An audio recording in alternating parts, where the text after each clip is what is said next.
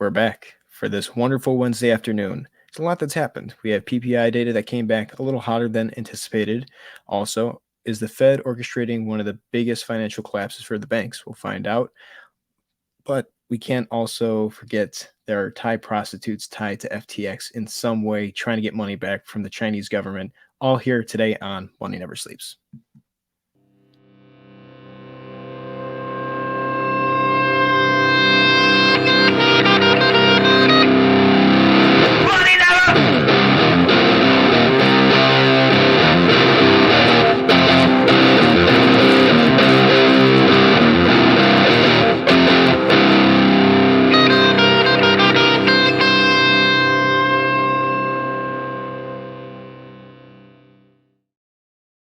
I had to get that in there, man. That's probably my favorite story of the day, and we'll get into it in a little bit later. But welcome back, everyone. This is Money Never Sleeps.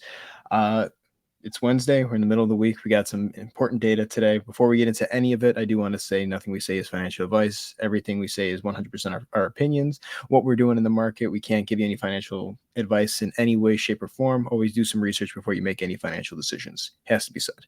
But it is pretty crazy today. I think a lot of the news that we got around PPI is definitely kind of showing that bad news is bad news. However, as I say that, I'm looking at the stock market and a lot of the indices. They did find a way to find some green. The Dow is, down a little bit, not too much, but the market for the most part in the major indices looks green. Some of the other stocks look a little bit red today. Yeah, so pretty much it's a Wednesday, guys. We're here and the markets are doing exactly what they're doing. Irrational bullshit. But yeah, we got PPI data today. Did you happen to check it out when it first dropped this morning? Yeah, I checked it out this morning. I mean, man, I think it's really showing. We've got the increase in prices all around, and yeah, I mean, it's going to come back to bite us eventually. It's just a matter of when. Yeah, I mean, it didn't look great. Yeah, it was absolutely terrible. I mean, I believe it was like expected at 1.6% year over year that it was going to go up. I think somewhere it was above 2 at a Yes, given point. 2.4, 2.5% range, which is like, yikes. Yeah, and I mean, these are not great numbers. And again, we have an important data set coming out tomorrow for CPI. But yeah, the fact that it's up 2.2% is when predicted to be 1.6%. And then we also saw that the month over month increased pretty significantly too. Seems like the expectations were a little too hopeful, I think, in the way of the Fed. This doesn't make an easier case that the Fed has to, pause or cut back on rates anytime soon. At least that would be the rational mindset. I think a lot of people are being irrational right now, thinking that the Fed is probably not going to raise rates anymore. I think it's a really tough place right now because if CPI comes in hot tomorrow and we have this hot PPI data and we know that energy has been kind of an issue, whether energy goes up here or not. We did get some news that Putin and Saudi Arabia are probably going to be cutting back on more releases of oil. So that's kind of what we said, that they were going to, cut supply to meet demands. And that's probably going to bring the price up again. So that's going to be another issue that the Fed's going to have to face. It's very problematic, right? I don't necessarily think that there's a way where the Fed can win in this situation. It's either one way or the other at this point, or absolute limbo for everyone in financial markets, which is a dangerous thing, right? So I think that this number sucks, and I think the Fed knows this number sucks, and there's a good chance that we are going to probably see them have a lot of trouble in the coming days, weeks, until we get that next Fed meeting. And whether we get to a point where the Fed is able to cut rates because everything looks fine, I don't believe so. I think if they do cut rates, it's probably because something's going to break sooner rather than later.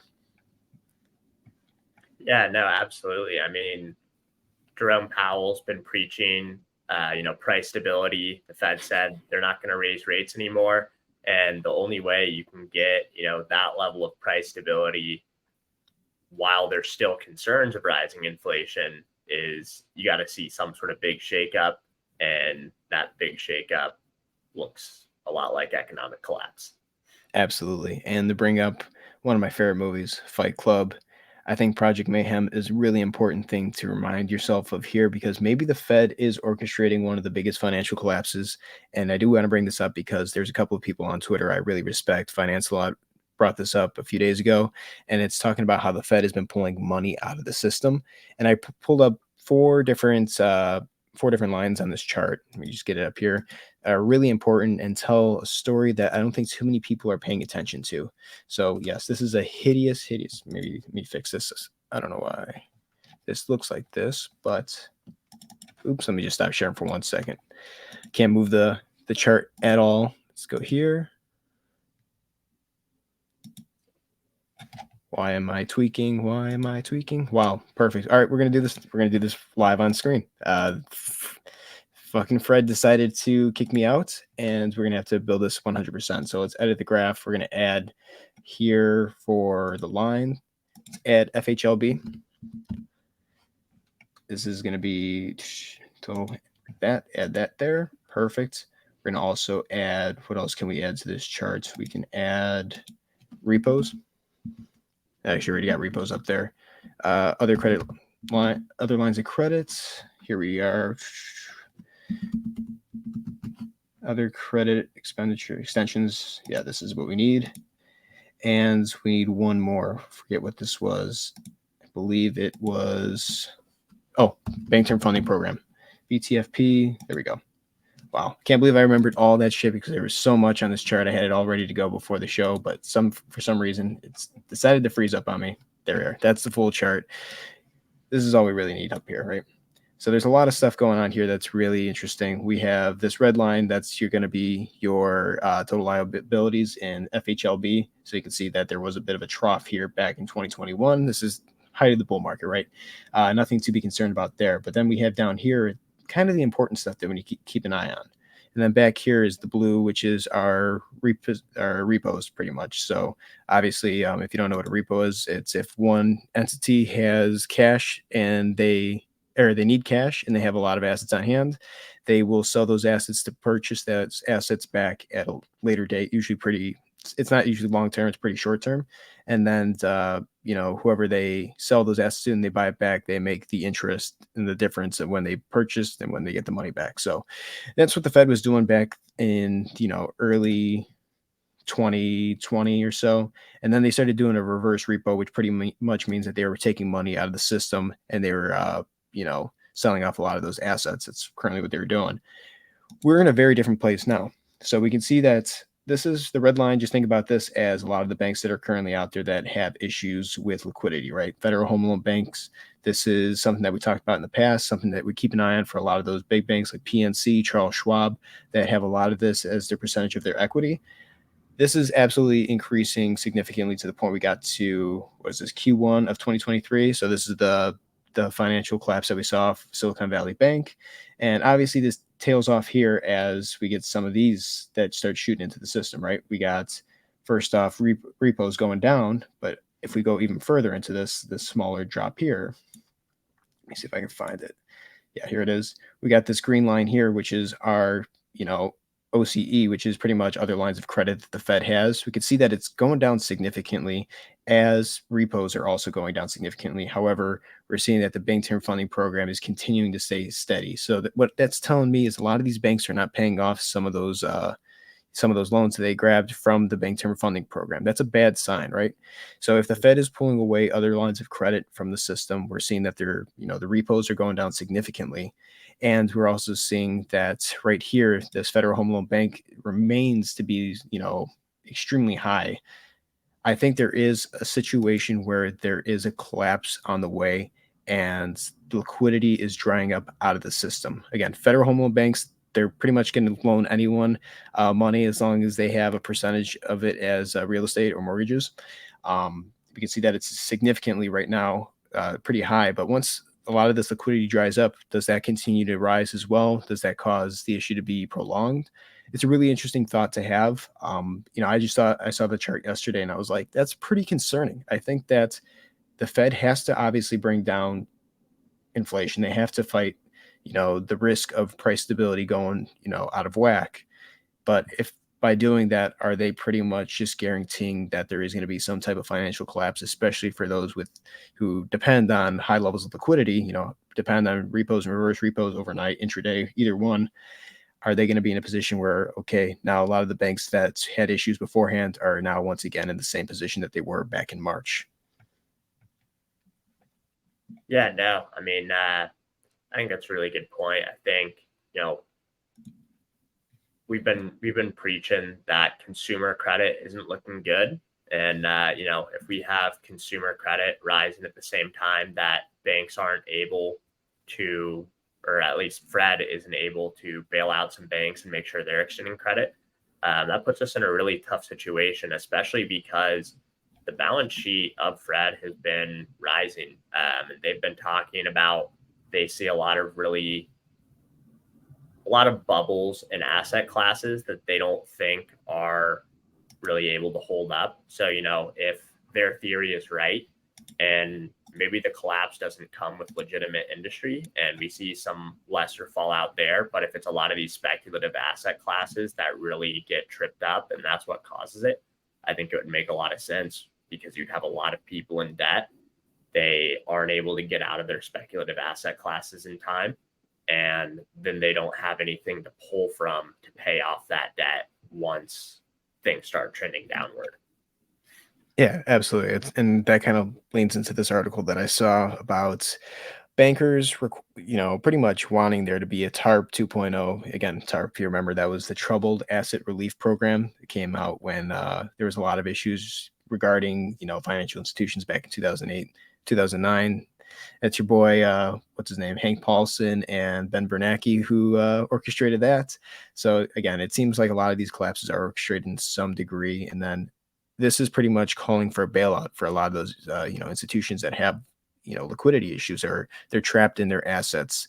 I thought this was hilarious because it's kind of a joke right here to be seeing this, but it was saying that a lot of those investment securities represent trapped assets for those institutions as they have no choice but to continue to hold them, as selling with them would certainly require raising additional equity. You got the trade wrong. The banks got the trade wrong, right? They were off, and that's the way the game is played, right? People from me to JP Morgan's Jamie Dimon could get this right or wrong depending on however we play, however we have some foresight to see what's coming ahead and what can we prepare for. I think the banks, a lot of them in the short term, got greedy. They bought assets that were probably the worst time to buy assets, buying treasuries back when rates were almost near zero. um, I don't think that we should be seeing this. This is kind of scary because, again, I don't like to see bailouts. I think bailouts are part of the issue with the system. That's kind of why we have these problems that roll over from one recession to another, and we're kind of keeping the bad players still in line. Again, if we bailed out FTX, Sam Bankman-Fried and a lot of these other fuckers would probably be better off today than they currently are. But this is just another problematic issue that I see. I think that if the banks are fucked, fuck the fuck banks, right?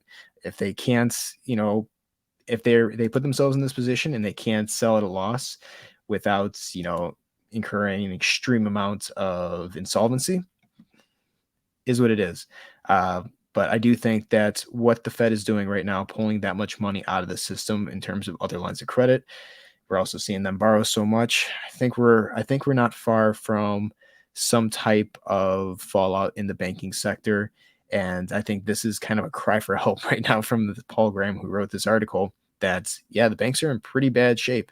And we continue to see this. And, if we look at the charts, and we look at the charts a lot this week when it comes to banking, a lot of them are key levels of support. If they break that, then in one bad piece of news, one bank goes under, then watch out. I think a lot of this is just waiting for the first domino to fall, and once it falls, you can't stop what's already in motion. So I think banking is still in an extremely fragile state, and I think the Fed is kind of pushing it to a place where, okay, this is probably going to be the thing that breaks, and then you have to question whether or not, if the reason that we're in the reason that we're seeing a lot of issues, outside of the US are going to kind of blind us from the issues internally, to the point where people aren't necessarily as mad at the banks as they are mad at other people and other nations, outside of the US. So Yeah. that was pretty much all I had to say on that. If you had anything to add to it. Now let's keep it rolling. Sweet. Let's do we did bring up FTX, right? I thought that was something that we talked about bailouts. We found out a lot of information regarding FTX recently. Thank you, Caroline. Thank you for being, a voice of, I wouldn't say reason, but a voice of just wild shit coming out of your mouth on the stand.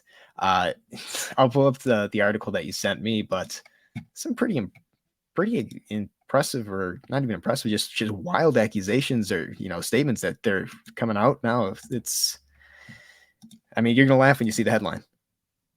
No, yeah, I mean the headline's kind of hilarious, but I think it kind of overblows. Like when I first read the headline versus when I read the article, I was like, okay, this makes a little bit more sense. Yeah, But so essentially, when FTX funds started getting frozen um, for money laundering in China, FTX had a number of accounts that were registered to Thai prostitutes, and they had previously engaged with Thai prostitutes.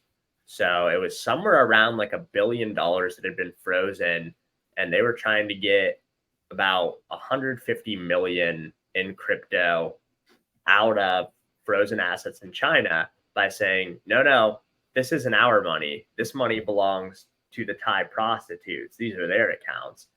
And it's just like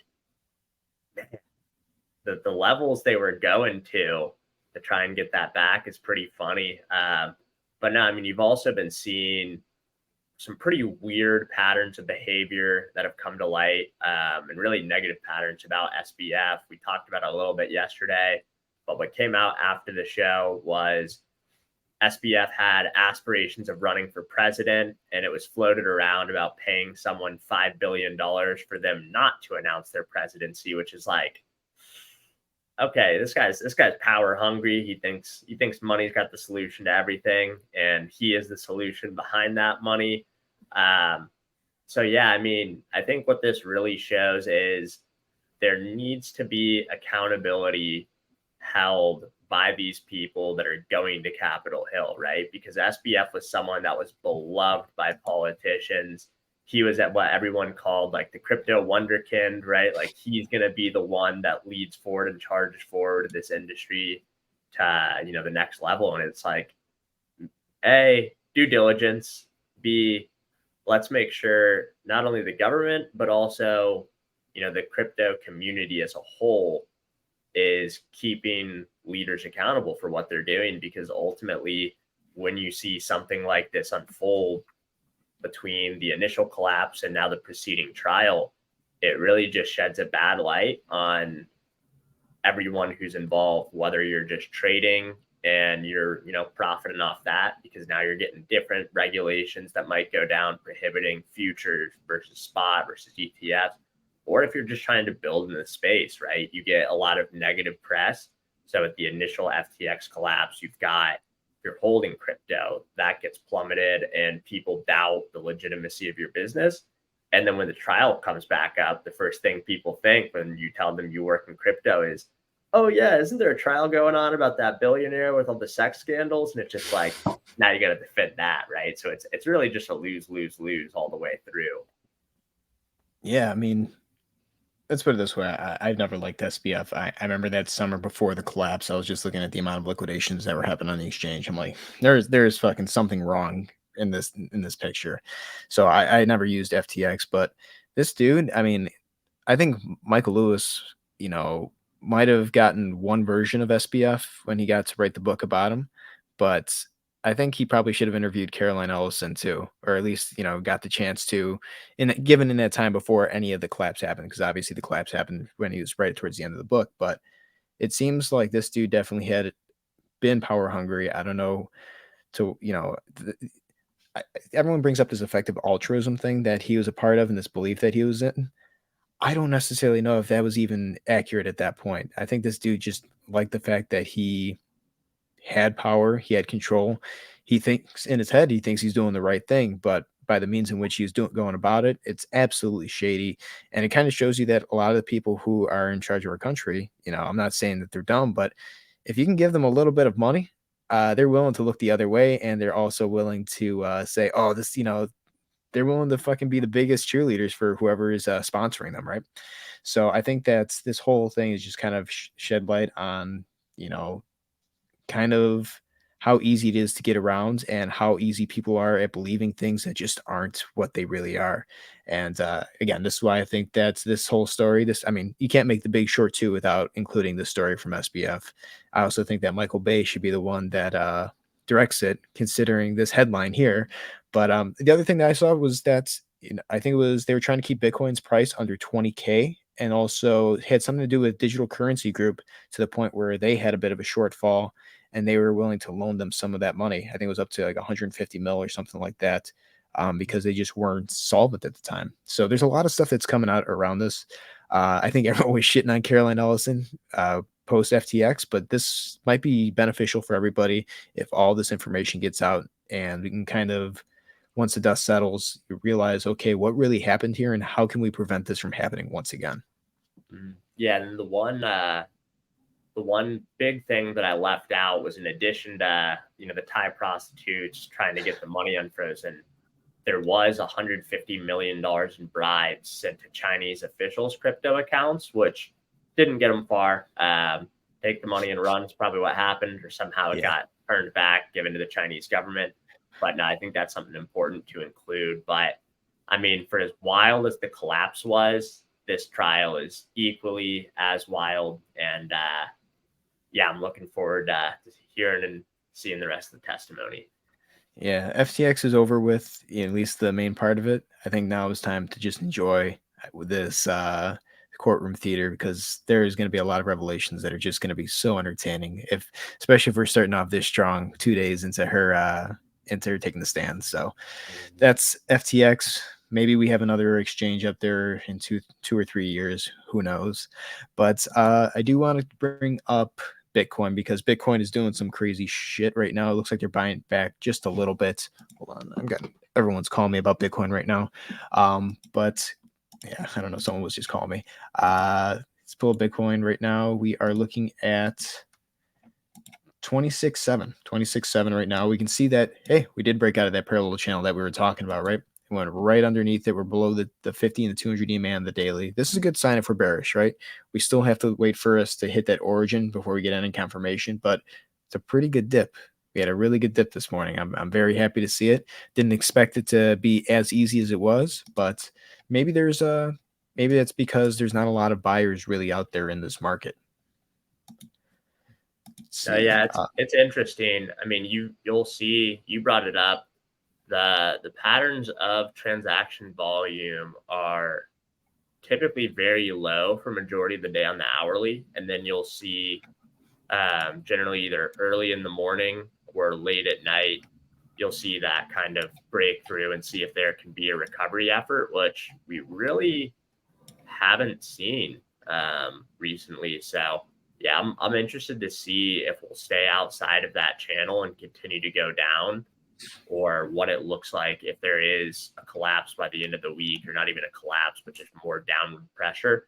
I'm curious to see how low we'll go and what the time frame is around that. Absolutely. If I'm looking at this and just being somewhat reasonable, I anticipate that there's going to be a balance. Where would that balance probably be to? If just looking on the hourly, let's say 3 waves, right? Just get some type of corrective waves, maybe something like that. 27.6. I mean, it's very possible that we push up again back into that range and we just try this parallel channel, but we get rejected from it. I think that's very possible before we get further continuations to the downside. But at this point too, from what I saw last night on Coin Market Cap, I don't know if there's realistic buyers out there that are, purchasing this. You know, I've been talking about this outside of the show, but anytime you're on Twitter, you can just see, or even on Arkham, you can just see how much money is just like flowing onto exchanges, right? I mean, there's just one wallet that I keep seeing that's between 70 and $80 million worth of Bitcoin, just dumping it on the Coinbase. And again, if you want to get out of the market and have that liquidity, you put it on Coinbase. You don't put it on Binance, right? I think there's questions of solvency there. And when we look at this on CoinMarketCap in a second, also owned by Binance, we'll see probably why we're not seeing a lot of the bids and the buys at this level. So I'm really interested in seeing if this continues or not. But again, we broke out of the channel. That's a good sign, because parallel channels, if they're pretty much bear trap or bull traps at this point. And we have to go down to that origin at 25.28, and that's been probably the most important level I think this entire year, for Bitcoin to break both above and below, because we broke above it pretty easily, but we cannot break below it. And I think that if we continue pushing down, maybe there's just not enough cash on hand for maybe some of these exchanges to keep bringing this price up. But let's pull over to coin market cap, and I just want to show this really quick. It's going to be Bitcoin markets, and this is talking about the top pairs as of recent. And what do we see is the first one right there, BTC FD USD. Okay, all right, nothing out of that's a little strange. Number two on Binance, it's BTC slash USDT. Okay, that should probably be number one, but we'll deal with it. And then you look at right here, number four, BTC TUSD. So you're telling me that the top four trading pairs for Bitcoin right now are FDUSD is number one, number four is TUSD, and then USDT and USD, which are probably the most heavily the biggest trading pairs that currently exist for markets both in the US and globally, are number two and number three. Is the huge red flag. I don't understand why. I mean, I do understand why, but I don't understand why this is the number one trading pair right now on Binance. If we look at the volumes, even not right here to the side, we can see that the volume is, what is that, 1.8 billion dollars right there in terms of 24-hour volume. If you look at TUSD, that's a little bit short of 100 million, but the volume is 13.81% right here of the exchange. Guys, this is another red flag. It seems like Binance just is getting sloppy, and they just don't care at this point too. There's so many red flags that are just flashing about this exchange, and everything that we find each day. I mean, the fact that Israel, we just found it out. You sent me that tweet prior to the show, but they're starting to freeze Hamas linked crypto accounts, right? We do know that Binance and Tether definitely played a part in the past with allowing them to wash and get on and off the exchange. I don't know, man. I just don't buy it with USDT and USD not being the top two on Binance across the board. This is just screaming stable coins that don't exist, that have no real intrinsic value where you can get off, are probably holding up this market, and people are not necessarily in the market. It's 100% Binance. Yeah, no, I mean, I think it's definitely real fishy. One thing that I was looking at in the background, when you brought up that probably that corrective wave could hit about 27.8, I was looking at where the levels of liquidations are there, and it's just over like 1.3 billion. If the corrective wave hits 27.8, we're seeing about 1.3 billion between short liquidation leverage and just general shorts on exchanges. So that could be pretty brutal.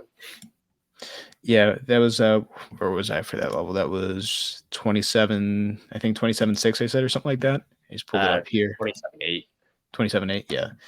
27.8, that brings us right here. Yeah, there's a lot of liquidity up north of where we currently are. Like, sure, we can go down to 25.9. We could wipe that out real quick. And then, there's obviously a lot of liquidity sitting above us. I do think that we are going to get some type of corrective wave fairly soon. Again, we had a pretty good move to the downside here. It looked like on the hourly that there was a good move, but I mean, just look at this on the 7-day, right? You can see that there is a lot of liquidity all the way up to even, I mean, we can even say that there's a lot of liquidity up to 28.5. Could we screw a lot of people over if we're just playing with stable coins and push the price up that significantly? Absolutely. It's very possible. But I think that's the fact that this price is shot down. We're down 2.45% as we speak right now. Bitcoin dominance has dropped pretty significantly right now too. Let me pull that up real quick. We are seeing Bitcoin dominance under 51 again. It's like 50.71 or something like that. 7.3. We're below. Let's suppose on the daily. You see that we were due for a correction on the daily, but if we can kind of hold support in this range right around here, I wouldn't be surprised if there is another run up on Bitcoin, and we could see the price, liquidate a lot of those people up there. Alts would bleed, And then obviously if the price dumped, then stablecoin dominance would increase while Bitcoin dominance would still remain relatively high, but everything else would bleed, underneath it. I mean, we could let's look at ETH right now. ETH had a pretty good move to the upside here. It looks like it shot all the way up to 1637, and it's down below where it opened today. You can see that it just seems like it's bleeding out. I mean, let's pull up the ETH BTC chart just to see how that's playing out with Bitcoin dominance. We haven't checked this in a while, but yeah, we can see that ETH to Bitcoin, this trading pair is absolutely bleeding out. The last time it was, roughly this low was back in July of 2022, and that was post everything from Three Arrows Capital to Terra Luna. It was just a terrible summer that led into the collapse in June, and we finally got to break out of that. But you can see that ETH dominance is breaking down once again, and it's very possible that we continue to just trend in this way down, especially if Bitcoin is just liquidating positions. That dominance continues to rise slowly. I mean, if we look at dominance once again, it's a matter of days in which it shot up. I mean, here we are back in August. Okay, we had a pretty good move to the downside. Now it's picking up once again, and I think a lot of people are discounting Bitcoin dominance just because it looks like it's going back towards 50. I wouldn't give up on this right now. Definitely there's some other altcoins that are stealing dominance from the total market cap. Again, some of the fishier ones, BNB is one at 3.08, but again, we talked about this yesterday. Dominance is decreasing significantly. XRP dominance was a lot higher, a few weeks back, a few months ago.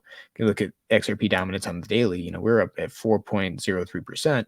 Now we're sitting at 2.52%. These alts are bleeding out over time, whereas Bitcoin dominance has been rising over time. So that's something that we have to keep in mind. But I do think that we broke out of that parallel channel. Once we retest that bottom part, there's a good chance that we are going towards 25.28 to test that once again. That's going to be the important level. If we can hold that, then obviously it's not going to be great for bears because it's probably going to bounce once again. But if we can break through that, then we're looking at something even worse than what I think a lot of people on the charts are looking at. And, I've talked about this before, but there's a good chance that we are looking roughly somewhere around 21.5 for the final fifth wave move down. Because again, we haven't went above 28.5 up here. There's a good chance that since we went higher in the wave 4, that we're going to go a lot lower in the wave 5. And I think this 23 level that I had is probably going to get, breached, and we'll see a lot of this pushed to the downside. And maybe we find some support on this trend line that we found support back in November 2022, early January. We haven't tested it in some time. It'll be 10 months, 11 months by the time the end of the month hits before we've last seen this. So I think there's a good chance that we are probably going to go towards this range and hit this if we get rejected once again from this parallel channel.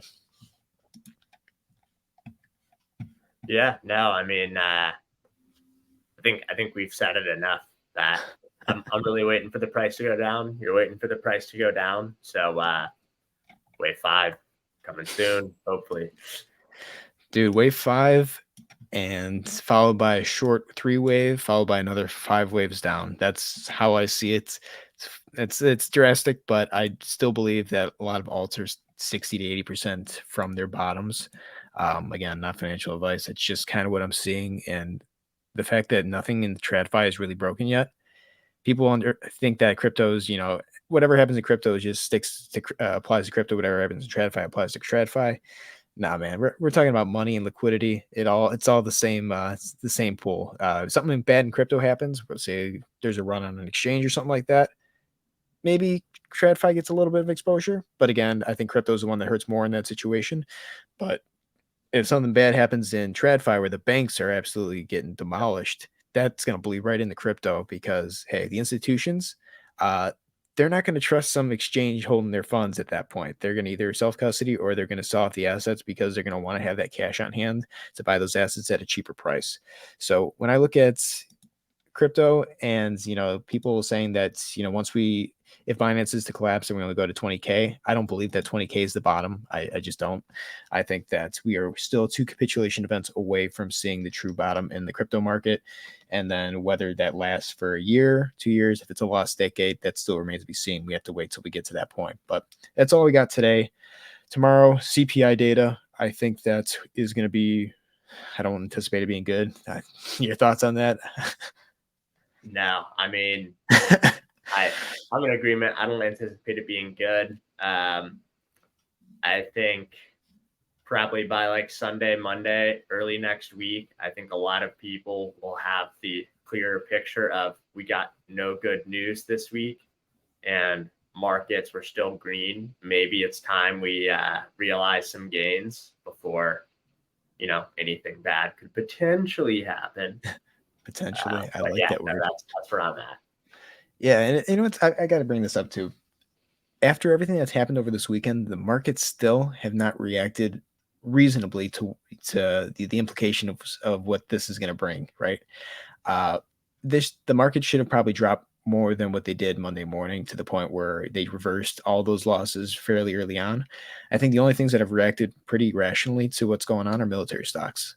Um, Yeah, well, I mean, one thing that I was looking at is, you know, trailing or following the Russian invasion of Ukraine, it was about 2 months that it took for prices to boil up into that all-time kind of volatility, what's going on high.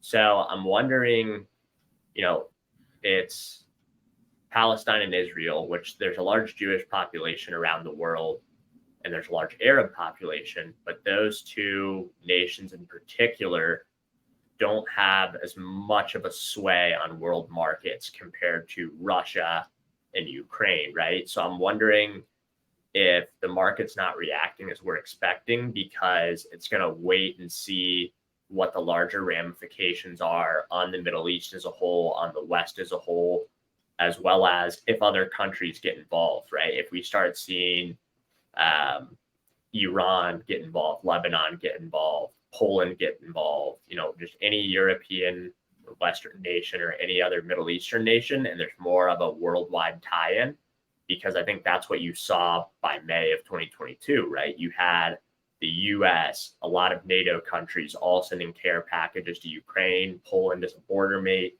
They were sending a lot of materials and supplies. So I think that might be kind of my speculation on why we didn't see a huge market reaction is people are trying to figure out what is the proper reaction, who is getting impacted in the long term, or is this just a 2 week to month long thing that we shouldn't be overreacting for, right? So I think it's almost people want to know where, be better informed about where they should be placing their bets before they just start placing them. Absolutely, and that's a great point to bring up too. Again, the Russia's economy is a lot larger than both, Israel, Palestine, that situation. The only thing I will add to that is there was a lot more liquidity in the market when Russia invaded Ukraine. And that goes for every single nation that decided to get involved in some way, whether it was through funds or sending packages and military aid. I think that also it's a lot easier to fabricate. That word sounds so weird to me as I say it out loud and hear myself through the speakers. But it's easier to fabricate something instead of losing confidence within one's nation. And I think it's a lot easier to blame someone than it is to kind of let things play out. So I'll just leave it at that. I'm not making any political statements, but I think that it's something that you need to keep an eye on because the markets based off of that chart that we showed you today are in a very different place than they were back in 2022. Um, is what it is, and it'll be interesting to see how it plays out over the next few weeks. But I think that's where we're gonna leave it today. House, you've been wonderful. I've appreciated having you as a host with me, and I think that we need to have you on the show more often.